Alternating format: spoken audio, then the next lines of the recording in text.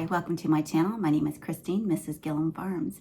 Mostly on this channel, we do a lot of cooking collaborations, canning, gardening, things like that. But that's all part of something that's very dear and near to my heart. Definitely am always building into that insurance of what if, and being very intentional with planning. Part of that is emergency preparedness. So I'm so glad that Natasha with the Budget Preppers has started this collaboration. I think this is the second year, and this is my first year to participate in emergency, and that's hard for me to say, but what it is looking at all the different ways that we can prepare for whatever life throws at us, whether it's natural disasters or it's man-made disasters. So it's really important that as a family unit that you are prepared. So what does that look like? So I'm going to spin this video, it won't be very long, but I want to talk to you about that intentional planning to be prepared.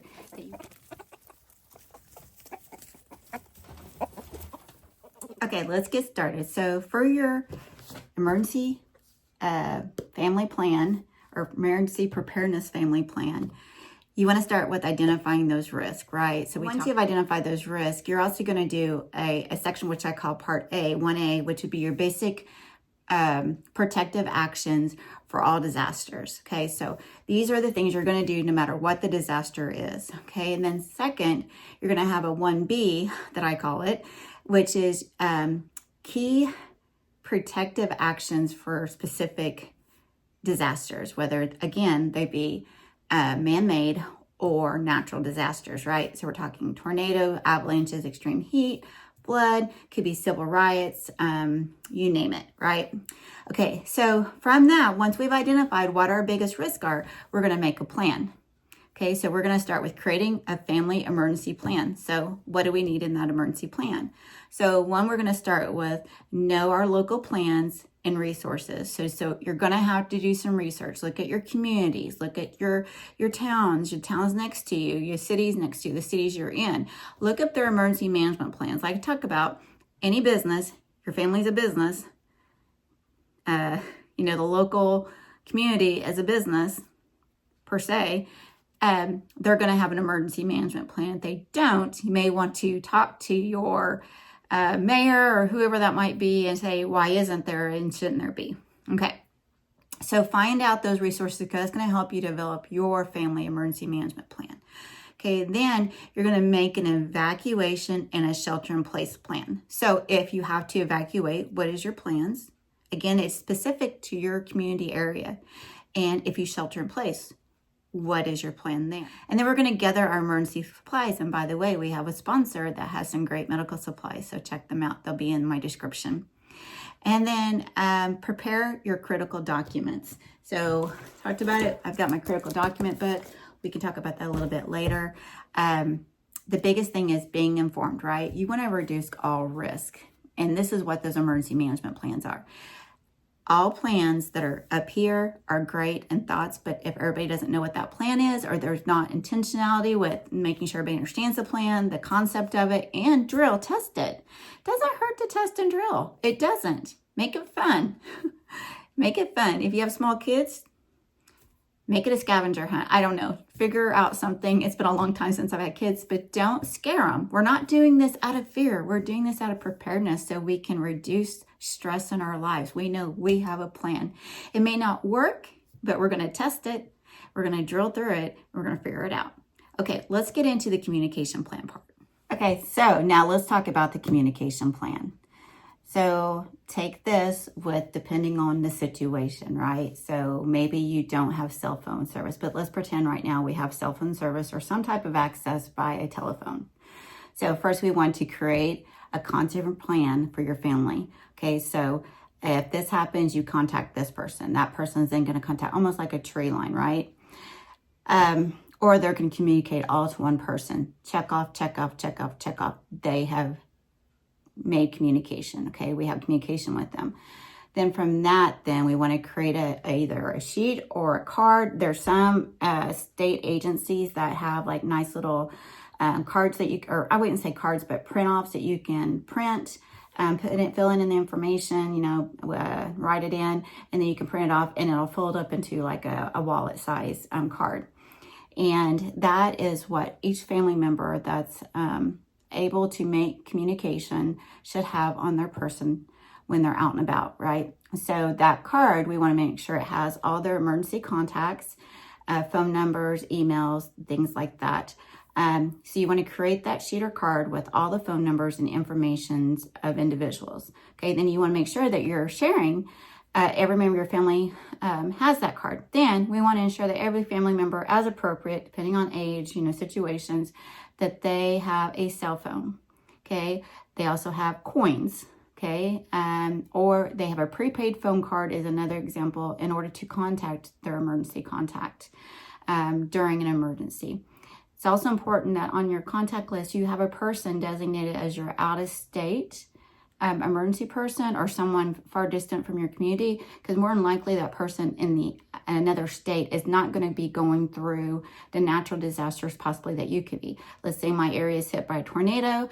My family in Georgia, they possibly have not been hit, so our communication is going to be to them. So we can get information back about what's going on in our community, or we can let them know, hey, we're safe, but we're having problems here. We can't get a hold of this person. Can you work on that? In the cell phones, you want to put as in case of emergency contact, ICE, in case of emergency contact. Okay, now let's go on to the evacuation plan. If your family has to evacuate and they're not all together, you have people coming in from different areas, they can't come back home wherever they're at, then you have to have, where are we going to meet up? Where is our rally point, right? And if I'm not there by a certain time, what steps do we take? What is the route to that rally place?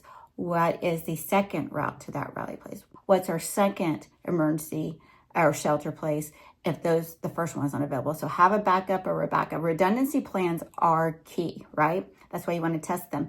You never know what situation is going to happen. Yes, there's a possibility that everything is just a mess. None of those plans work. But again, if in your mind we have these plans, my kids have been taught this, my family's been taught this, my parents have been taught this, it eases our mind. We can go to that plan we implemented, that we decided as a family to sit down and decide this is what we're going to do.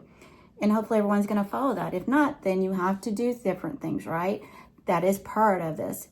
No one knows what's going to happen in those situations, but at least we have a plan. The bigger the family, the more intentionality you're going to be, especially with kids involved, sitting down with them. It's just me and my husband, so we've done planning that's just specific to us, but that it's time for us now that even though at home I'm planning for kids and grandkids to be here with us on our farm during any type of disaster, whatever it might be, depending on what our plan says, right, that we're prepared for them. But then I need to also look at extending it to my family's members that may live in cities and towns, that if they need to evacuate, what is the best route for them to get to us? That's the plan.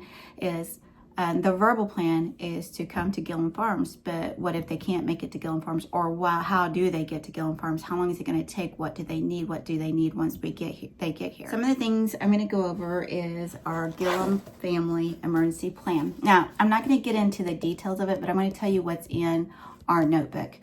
With that, if you are interested, if you hit the subscribe and hit the notification button, I'm going to be posting in my community page once I have some documents ready, because I'm doing some documents that you could print and use locally for your emergency planning.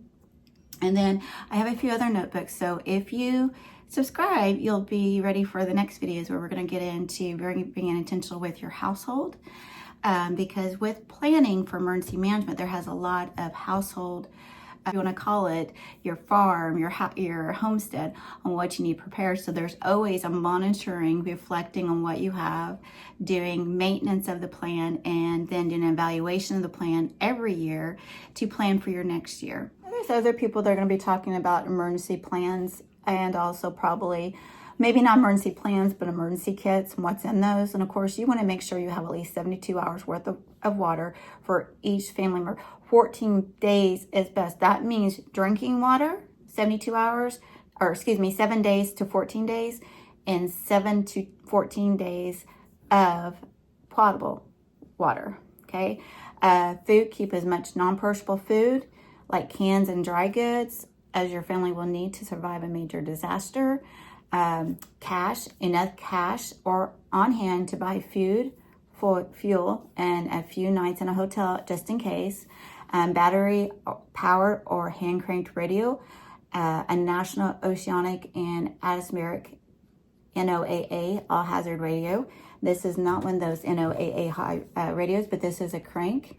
I've tested this. I do test with this monthly to make sure it works. What I love about this is a flashlight, radio. There is a place here to charge my phone if I have that.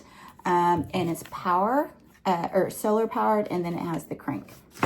Okay, so you also want to look at flashlight and extra batteries, of course, a first aid kit. And again, one of our sponsors has an excellent emergency kit that you can add to, so be sure and go out and check that out. They have one for adults and they have one for pediatrics. And I'm really excited to look into that. Probably something I will be ordering for at least adults. And I want a whistle, an N95 respirator mask that makes sure it fits appropriately. If you haven't had fit testing, that's something you probably want to look in and see if your community offers that. And then wrench and pliers during off utilities, can opener, stay away from the power can openers, and local maps. I would keep these items in a special kit where and the family knows where that special kit is, and you're doing a monthly check to make sure batteries are good, everything's in there. And you can have a check-off list that you'd put in there. In fact, I'm going to be developing some of those things. So if you'd like to, like I said, look out for my community page. Subscribe if you want to. It's free. And look for those resources I make available to you. And then also, again, like I said, local maps. Other items you may want to add to your emergency supply kits. We talked about prescriptions. I wear glasses. These are not for just reading. I am totally blind if I can't see. So I have 2 pairs. I keep the previous year and the year before because it's better to have something instead of nothing, okay? Because glasses break very, very easily. Infant formula and diapers, pet food, extra water for your pets. Like you talked about, cash and change, important family documents, which gets into this document book that we're going to go over in just a minute. Paper, pencil, camping items, fire extinguishers, water purification, long sleeve shirts, bandanas if you have to wear them over your face to protect from chemicals or anything like that as best you can. Safety goggles, books, games, and puzzles just for those downtimes, cards. Who doesn't love a game of Flip Uno? You know who I'm talking to. And then cleaning supplies, soap, hand sanitizers that has at least 60% alcohol. And there's so much more. You've got to identify what isn't you need in your emergency kit. But I say start now. To really implement a good emergency plan plus your emergency kits and stuff takes a good year. And that includes testing throughout the year. So start now. Okay. In our critical document books, I have a list here that I have. It's a document checklist. So birth certificates, I have originals and I have copies. So security cards, original and copies, driver's license copy of driver's license, passports, marriage certificate and copies, vehicle registrations, deed to our house and our land, prescription list. I have a reconciliation list for both me and my husband, and bank statements, insurance cards, vehicle ownership, credit cards, a copy of your living will, your advance directive, immunization records, pet immunizations, employment documents, permits, transcripts, diplomas, and utility contracts. That's just a good start to have in your binder where it's easily able to grab. Again, I have a plastic tote that has a handle on it that I'm able to put these very specific notebooks in there. They're always together, and that's simple. Oh, one other thing is everybody in their phones has everybody's phone numbers or address or something. Get yourself an address book. I just got one because I need to do this myself. I have a really old address book, so I bought a new one. I'm going to list, it's one of my projects, is put everybody's address, phone numbers, key contacts in here, keep it updated. That way, if we lose phone service or something like that and I need to get a hold of somebody, nobody remembers phone numbers anymore. I can remember my childhood phone number, but I can't remember, my sister's new phone number, her cell phone number. So do yourself a favor, put it in an address book and keep it. Okay, what's next. So I found that January and February is a perfect time for me to start working on being very intentional with updating my documents that are in our files, looking at our emergency management plan, doing an evaluation if we had to implement it the year before because of some type of disaster. Knock on wood, we haven't. You know, what are we doing to is everything up to date and current? Is our insurance information up to date? Is our medication list up to date? So you have to, I keep using the word intentional, but you have to be. This paperwork is critical. You think it's not, but having a plan is a solid plan. Flying by the seat of your pants is not a plan. Some of us do well with that, but when it gets down to the nooks and crannies of if we've got to file something to get some type of assistance somewhere, let's say water reinstated, you know, electric, we've got our account number. We have all these different things that makes it so easy when we're in the middle of a crisis available to us. Sure, you're always evaluating those evacuation plans that you may develop in your emergency management plan. Make sure your family members know those evacuation plans to and from your home. If you shelter in place, you know, making sure you have enough supplies for whoever's going to be in your home for at a minimum 72 hours. Most importantly, medication, water, and food. Make sure those 3 things are covered. I am not an SME in this, but I know that these are the things that give me peace of mind going over the updates, making sure things are ready.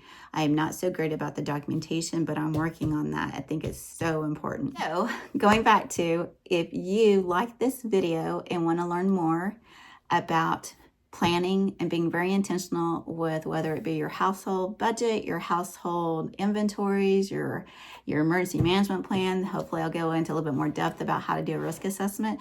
Please like this video, maybe give us a subscription, and which is free. It's free to everybody. Just click the button.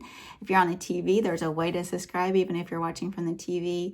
And then share this out. And please go out and check out all these great channels that are going to be posting this month of March for Emergency 2025. And again, I can't thank Natasha enough and the great sponsors that she's worked with to bring this collaboration to fruition. So thankful I'm a part of it. And I hope you learned something from me. So God bless, and I will see you on the next video. Take care.